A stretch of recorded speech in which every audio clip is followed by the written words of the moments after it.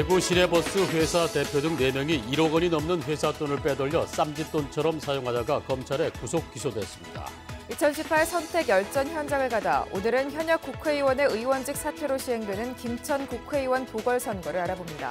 어제 열린 성주군수 후보 토론회에서 4명의 후보가 사드로 인한 지역 갈등 해결과 후보 자질을 놓고 설전을 벌였습니다.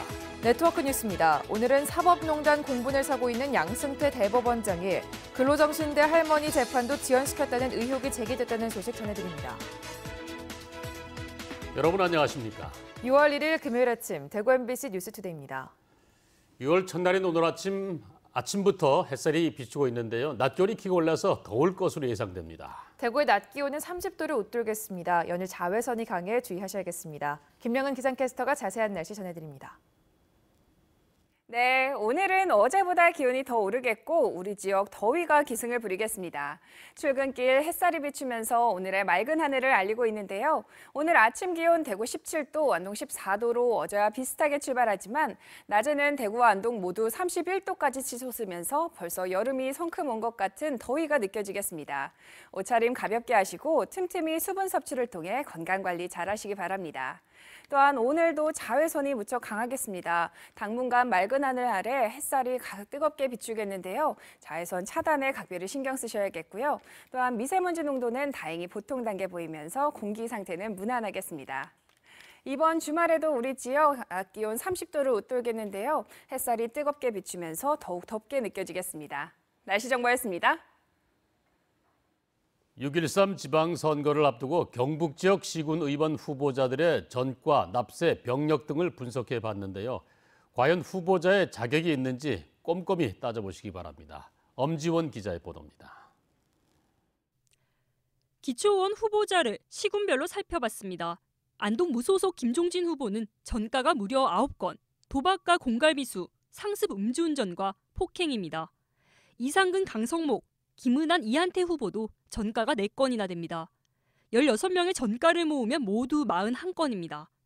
세금 체납 전력이 있는 후보는 바른미래당 김호석 619만 원을 비롯해 모두 7명, 병역 미필자는 3명입니다. 영주는 무소속 전풍림 신수인 후보가 전가가 4건씩, 음주 무면허 운전에 도주까지 있습니다. 한국당 이영호, 김주영 후보는 상습 도박과 도박장 개장 전가도 있습니다. 세금 체납 전력은 2명, 무소속 전영탁 후보는 지금도 1,500만 원의 세금을 내지 않았습니다.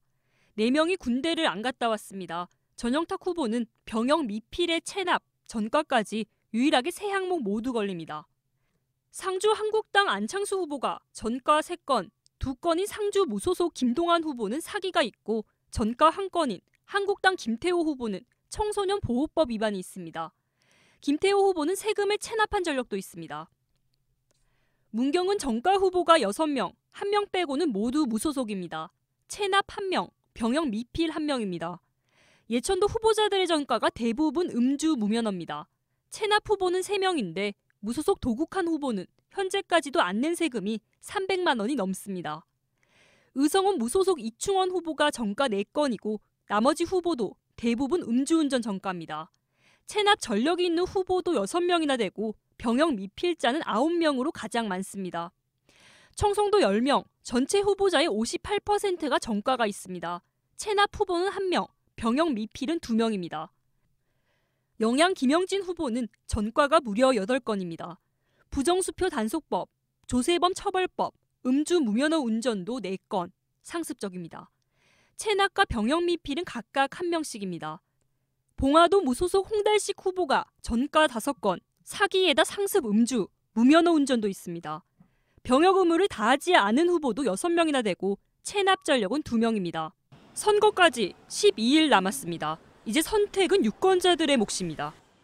MBC 뉴스 엄지연입니다.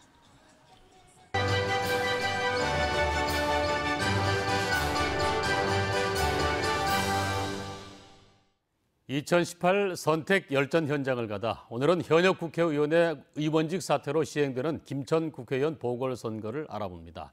자유한국당과 무소속 2파전입니다. 한태현 기자의 보도입니다.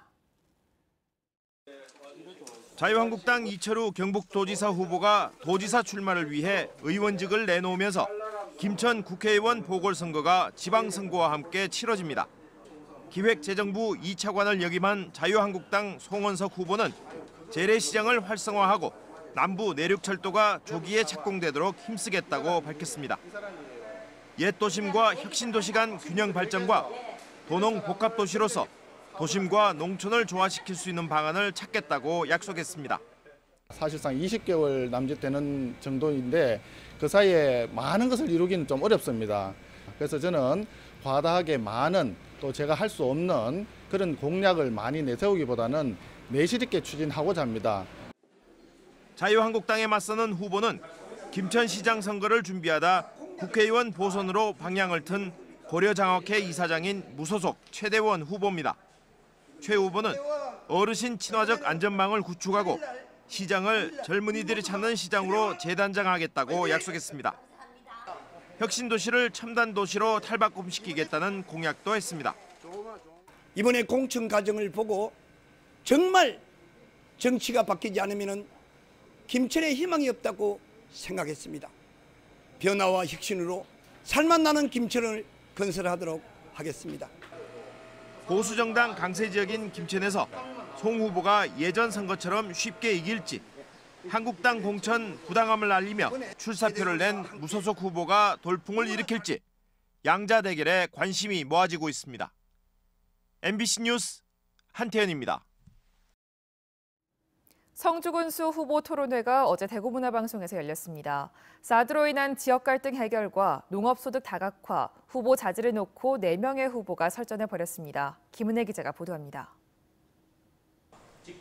성주에서 사드는 역시 빼놓을 수 없는 쟁점이었습니다. 이강태 더불어민주당 후보는 임시 배치된 사드를 완전히 철수시키겠다고 약속했습니다. 사드 배치로 인한 지역 갈등과 불이익에 지원을 공략하는 다른 후보들과 선을 긋고 차별을 뒀습니다. 사드는 주민의 삶과 평화를 위협하는 무기입니다. 북핵 위협이 사라지면 더욱 필요로 하지 않습니다. 시간은 다소 걸릴 것입니다. 하지만 반드시 철회되어야 합니다. 제가 군수가 된다면 사드 철회를 위해 청와대, 국회, 국방부 적극적으로 소통하고. 이병환 자유한국당 후보는 한국당 공천 과정이 불합리했다는 무소속 전화식 후보 주장은 근거가 없다고 잘라 말했습니다. 전화식 후보는 도청 신도시 근처 땅 투기 의혹이 있었다며 이병환 후보를 향해 날을 세웠습니다. 농업 소득을 강화하는 방법도 다른 방향을 제시했습니다. 전국 생산량의 70%를 차지할 만큼 전국적인 명성을 얻고 있습니다. 지난해 조수입도 5천억 원을 달성하기도 했습니다.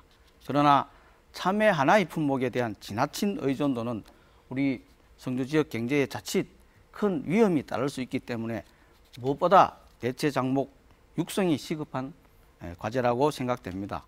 우리가 비빔밥을 아무리 잘 개발해도 전주 비빔밥을 능가할 수 없듯이 성주는 참외가 그야말로 명품 참외입니다. 그래서 앞으로 참외를 오히려 그보다도 더욱 명품화시키고 가격 하락을 막기 위해서 저는 대중국 수출을 책임지고 뚫겠다 하는 말씀을 드립니다. 오근화 후보는 폐기물 매립장과 성주 산업단지에서 나오는 오폐수 문제를 책임지고 해결하겠다는 방안을 내놨습니다. 산업단지 오폐수를 정화시키는 정수시설을 원래 매뉴얼대로 23시간 풀 가동하면서 야밤에 개별 공장에서 저수지에 투기를 하는 행위를 근절시키기 위한 행정적 지도 감시 체계를 강화시키면 간단히 해결됩니다. 혼잡이 극심한 성주 읍내 교통 문제 해결 방안에 대해서도 각 후보가 각자의 대책을 내놓으며 토론을 벌였습니다. 각 후보의 공약을 확인할 수 있는 성주 군수 선거 토론은 중앙선거관리위원회와 대구 문화방송 홈페이지를 통해 다시 볼 수 있습니다. MBC 뉴스 김은혜입니다. 선거방송 토론회가 오늘도 이어집니다. 대구문화방송은 오늘 오후 1시 반부터 1시간 10분 동안 더불어민주당 이정훈, 자유한국당 김수용, 무소속 최기문 등 영천시장 후보 3명을 초청해 선거방송 토론회를 엽니다. 무소속 이남희 후보는 오후 2시 20분부터 25분 동안 연설회로 진행합니다. 오후 5시부터 1시간 10분 동안은 더불어민주당 이헌태, 자유한국당 백광식, 바른미래당 구본항, 대구 북구청장 후보 3명을 초청해 선거방송 토론회를 생방송으로 보내드립니다. 대구문화방송이 단독 보도한 대구 시내버스 회사 비사금 조성과 횡령이 사실로 드러났습니다. 준공영제와 세금으로 운영되는 버스 회사를 회사 대표의 노조 간부가 한통속이 돼 비자금을 만드는 도구로 활용했습니다. 윤태호 기자가 보도합니다. 광남자동차는 지난해 버스 6대를 실제로는 3,860만 원에 팔았습니다. 하지만 서류는 1,150만 원이 적은 2,710만 원에 팔았다고 꾸몄습니다. 비자금 1,150만 원이 생긴 겁니다. 대구는 버스가 준공영제라서 이렇게 판 폐차 대금도 회사 수입으로 잡아야 합니다. 하지만 회사 대표 등 4명은 폐차 대금을 줄여 개인 돈으로 챙겼습니다. 폐차 대금을 속이는 수법으로 마련한 비자금은 6천만 원이 넘습니다. 새 버스를 살 때 금융회사에서 받는 리베이트 1,400만 원도 회사로 넣지 않고 빼돌렸습니다. 차 살 적에도 비자금이 추측되는 거고 차 다 쓰고 팔 때도 비자금이 추측이 되는 거죠. 이게 전체 금액을 따지면 어마어마하다는 거고. 직원 성과급과 퇴직금, 심지어 육아휴직 급여까지 떼서 비자금을 만들었습니다. 2014년부터 이런 식으로 만든 비자금은 1억 3천만 원. 검찰 수사 결과 회사 대표와 상무, 전 부사장, 전 노조위원장은 비자금을 금고에 넣어두고 술값 같은 데 썼습니다. 검찰은 이들이 횡령한 돈 액수만큼 회사 수익이 줄었기 때문에 결국 버스 기사들의 돈을 횡령한 것이나 마찬가지라고 밝혔습니다. 회사 신축 공사를 앞두고 건설업체로부터 시공사로 선정해달라는 청탁을 받고 현금 900만 원과 향응 등 1,450만 원을 받기도 했습니다. 근로자 지주회사로서 오랜 기간 동안 대표회사가 바뀌지 않고 자기들끼리 이 회사를 경영하면서 아무런 내부의 견제 없이 회사를 운영하다 보면서 일어난 사건입니다. 대구지검은 지난 3월 대구문화방송이 단독 보도한 이번 사건과 관련해 회사 관계자 4명을 업무상 횡령과 배임수재 혐의로 구속 기소했습니다. 버스 준공영제로 세금이 투입되는 만큼 대구시에 수사 결과를 통보해 재발 방지책을 마련하도록 권고할 계획입니다. MBC 뉴스 윤태호입니다.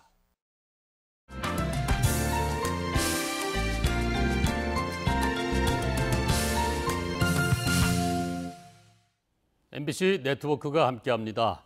박근혜 정권 입맛에 맞는 재판을 해 사법농단이라는 공분을 사고 있는 양승태 대법원장이 근로정신대 할머니 재판도 일부러 지연시켰다는 의혹이 제기됐습니다.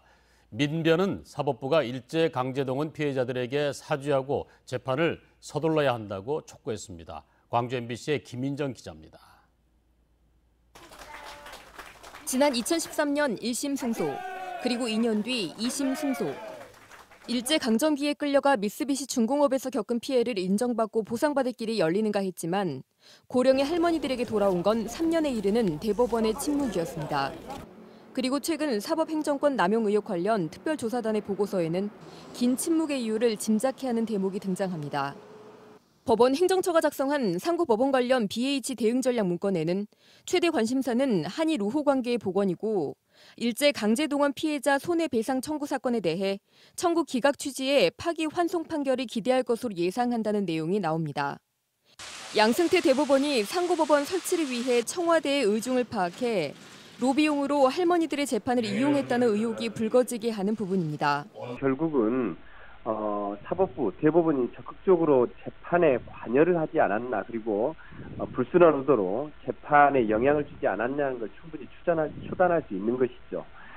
실제로 박근혜 정부는 지난 2016년 당시 일제강제동원 피해자들의 손해배상 소송에 부정적인 의견이 담긴 의견서를 대법원에 보내기도 했습니다. 옛 통합진보당 출신 전남 비례대표 지방의원들도 사법농단에 대해 목소리를 높였습니다. 이들은 박근혜 정권 때 양승태 대법원이 판결한 통합진보당 강제 해산과 의원직 박탈은 모두 위법이고 무효라며 국정조사와 특검을 통해 진실을 밝혀야 한다고 주장했습니다. MBC 뉴스 김인정입니다. 수많은 방송 콘텐츠가 쏟아지는 정보의 홍수 속에 미디어 업계의 경쟁은 더욱 치열해지고 있습니다. 콘텐츠를 소비하는 방식이 달라졌기 때문인데요. 이런 상황 속에서 지역 방송이 나아갈 길을 모색하는 자리가 마련됐습니다. 부산문화방송의 송광모 기자가 취재했습니다. 지상파 방송의 종편, 1인 미디어까지 등장한 무한 경쟁 시대. 한정된 재원으로 고품질 콘텐츠를 만들어야 하는 지역 방송사들의 고민은 이만저만이 아닙니다. 지역 방송사가 콘텐츠 유통과 소비 흐름을 읽지 못하고 있다는 따가운 비판도 나옵니다. Z 세대들이 곧 이제 구매력이 제일 강해지는 20대, 30대가 될 테고, 그렇게 됐을 때 과연 지상파 방송의 어떤 경쟁력은 어떻게 될 것인가? 지역 방송사들에게 가장 필요한 건 바로 유통 경쟁력. TV보다 모바일로 콘텐츠를 소비하는 문화가 확산되고 유튜브와 같은 뉴미디어 플랫폼의 시장 지배력이 커진 상황을 반영해야 한다는 겁니다. 페이스북 라이브와 같은 실시간 모바일 기능과 유튜브 등을 활용해 특정 지역을 넘어 수요자를 직접 찾아가는 콘텐츠 유통 전략이 반드시 필요하다는 지적도 이어졌습니다. 지금 전 세계적으로 채널이 많아지고 그다음 셋업이 없어지는 OTT의 환경에 왔기 때문에 지역성이라는 개념을 인지해서 가장 지역적인데 이것이 글로벌로 갈 수 있는, 국경을 허물어야 하는 그런 과제를 지역 방송들이 안고. 창의적인 콘텐츠를 개발하고 지역성을 갖춘 탐사 보도를 확대하는 등 콘텐츠 자체에 대한 투자도 필요합니다. 하지만 형식과 내용을 달리해야 하는 뉴미디어 환경 속에서 지역 방송의 제작 방식에 대한 논의는 부족해 아쉬움을 남겼습니다. 지역 방송은 지역민의 여론을 대변하기 위해 반드시 필요합니다. 서울 중심의 방송 환경 속에서 지역 시청자들의 관심과 지역 방송사들의 혁신이 무엇보다 중요한 이유입니다. MBC 뉴스 송광모입니다. 전국 공무원 노조 상주시 지부는 업무 추진비 862만 원을 부당 사용한 혐의로 이충호 상주시 의장을 검찰에 고발했습니다. 노조는 어제 상주시 의회 앞에서 기자회견을 갖고 이 의장이 명절 때마다 동료 시의원 16명에게 한우 세트를 돌리고 생일에는 꽃다발을 선물하는 등 2016년 6월부터 21개월 동안 862만 원을 유용했다고 주장했습니다. 이에 대해 이충호 의장은 전례에 따른 선물이라며 의혹을 일축했습니다. 올해 야생 진드기에 물려 생기는 중증 열성 혈소판 감소증 환자가 작년 같은 기간 대비 증가해 보건당국이 주의를 당부했습니다. 질병관리본부에 따르면 올해 들어 지난달 25일까지 SFTS 확진 환자는 18명으로 전년 대비 5명 많았고 사망자도 7명으로 작년보다 6명 증가했습니다. 주로 4월부터 11월 사이 SFTS 바이러스를 보유한 참 진드기에 물려 발생하는 SFTS는 고열과 오심, 구토와 설사 등의 증상이 나타납니다. 보건당국은 SFTS는 예방 백신과 표적 치료제가 없어 야외 활동 시 진드기에 물리지 않도록 주의하는 것이 최선의 예방법이라고 강조했습니다. 대구시는 호국 보훈의 달을 맞아 다양한 보훈 행사를 엽니다. 오늘 오전 10시 충원탑에서는 제18회 호국 영령 추모제와 사진 전시회가 열리고 11시에 망우당 공원에서 제8회 의병의 날 기념식과 향사제가 진행됩니다. 현충일인 6일 오전 9시에는 국립묘지로 승격된 국립시남선열공원에서 애국지사와 보훈단체장, 기관단체장의 참배가 9시 57분부터는 앞산 충원탑에서 제63회 현충일 추념식이 거행됩니다. 16일 두류공원 코오롱 야외음악당에서는 2018 달구벌 보훈 문화제가, 25일 그랜드호텔에서는 6.25 전쟁 제68주년 행사가 개최됩니다. 경상북도 보건환경연구원은 경북형 미세먼지 저감 대책을 세워 추진하기로 했습니다. 이를 위해 미세먼지 이동식 감시 체계를 구축하고 일본의 미세먼지 저감 대책 가운데 가장 성공적으로 평가받는 미세먼지 배출 통계 시스템 도입을 적극 검토하기로 했습니다. 동북지방통계청이 발표한 산업활동 동향에 따르면 지난달 대구 지역 광공업 생산은 기계장비와 섬유 제품 생산 증가로 전달보다 3%, 지난해 같은 달보다 0.2% 늘었고 출하도 전달보다 1.9% 늘었습니다. 재고는 전달보다 0.8%, 지난해 같은 달보다 8.2% 줄었습니다. 반면 경북 지역은 4월 생산이 전달보다 5.8%, 지난해 같은 달보다 4.8% 줄었고 재고는 전달보다 2.7%, 지난해 같은 달보다 8.4% 늘었습니다.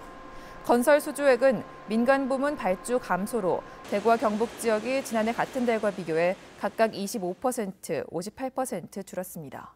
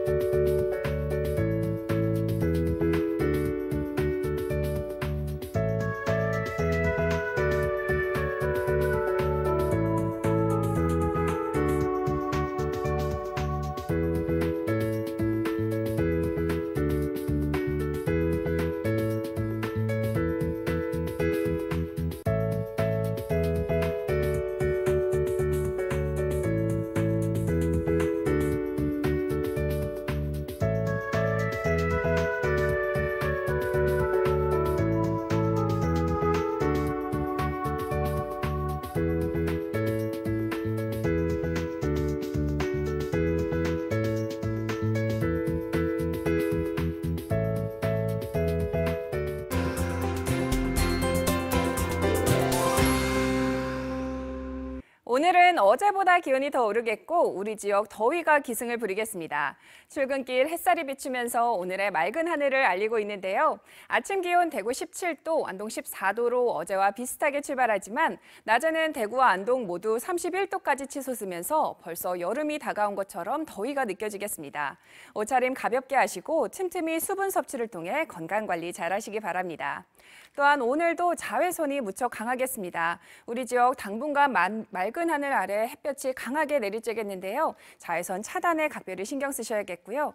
다행히 미세먼지 농도는 보통 상태 보이면서 공기질은 무난하겠습니다. 위성 영상 보시면 오늘은 서해상에 위치한 고기압의 영향을 받아 전국이 맑은 하늘 보이겠습니다. 자세한 지역 변화십니다. 대구 현재 기온 17도, 청도 13도로 시작합니다. 낮에는 모두 31도까지 오르면서 초여름 날씨를 보이겠습니다. 문경의 이 시각 기온 16도, 김천 13도로 어제와 비슷하고요. 낮 최고 기온은 문경 30도, 김천 31도 예상됩니다.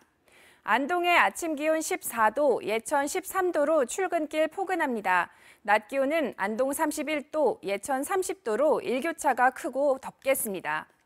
경주의 현재 기온 14도, 낮 기온 30도 예상됩니다. 바다의 물결은 최고 1m로 일겠습니다. 이번 주말에도 우리 지역 낮 기온 30도를 웃돌겠고요. 햇살이 뜨겁게 비추면서 더욱 덥게 느껴지겠습니다. 날씨 정보였습니다.